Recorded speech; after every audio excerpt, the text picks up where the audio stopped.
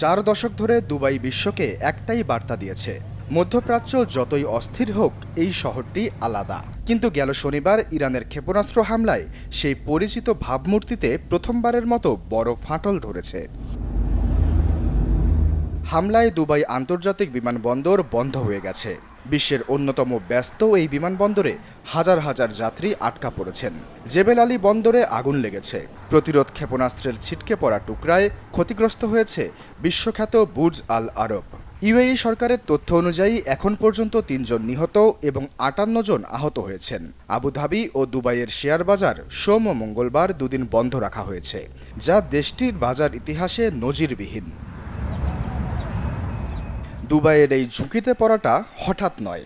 Hormuz প্রণালী দুবাইয়ের একেবারে দোরগোড়ায়, আর সেই প্রণালীর ঠিক ওপারে বসে আছে ইরান, যে দেশের উপসাগরীয় বাণিজ্য বিঘ্নিত করার সক্ষমতা এবং কারণ দুটোই রয়েছে।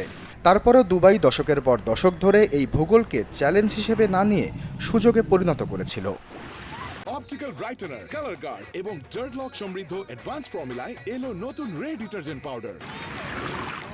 লেবাননের গৃহযুদ্ধ, আরব বসন্ত, সিরিয়ার সংঘাত, ইউক্রেন যুদ্ধ, প্রতিটি আঞ্চলিক সংকটে বিপুল সংখ্যক ধনী পরিবার ও বিনিয়োগকারী দুবাইয়ে আশ্রয় নিয়েছে।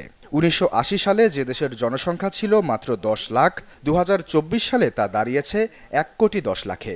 গেল বছর রেকর্ড 9,800 কোটিপতি ইউএইতে স্থায়ীভাবে বসবাস শুরু করেছেন। দুবাই ইন্টারন্যাশনাল ফাইন্যান্সিয়াল সেন্টারে এখন 290টিরও বেশি ব্যাংক, 102টি হেজ ফান্ড এবং 500টি ওয়েলথ ম্যানেজমেন্ট প্রতিষ্ঠান কার্যক্রম পরিচালনা করছে।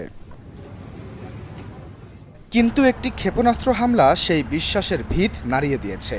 স্থানীয় একটি বিনিয়োগ প্রতিষ্ঠান ইতিমধ্যেই নতুন বিনিয়োগ সংগ্রহ বন্ধ করে ছাঁটাইয়ের পরিকল্পনা শুরু করেছে। আন্তর্জাতিক বেসরকারি ব্যাংকগুলো দুবাইতে তাদের কার্যক্রম পরিধি পুনর্বিবেচনা করছে। সোনার বারের চাহিদা হঠাৎ অস্বাভাবিকভাবে বেড়ে গেছে। বিশ্লেষকরা বলছেন, তাৎক্ষণিক শারীরিক ক্ষয়ক্ষতির চেয়ে মনস্তাত্ত্বিক ধাক্কাটা অনেক বেশি গভীর। আন্তর্জাতিক মূলধন অত্যন্ত চলমান, এটি যে কোনো মুহূর্তে বিকল্প গন্তব্যের খোঁজে ছুটতে পারে।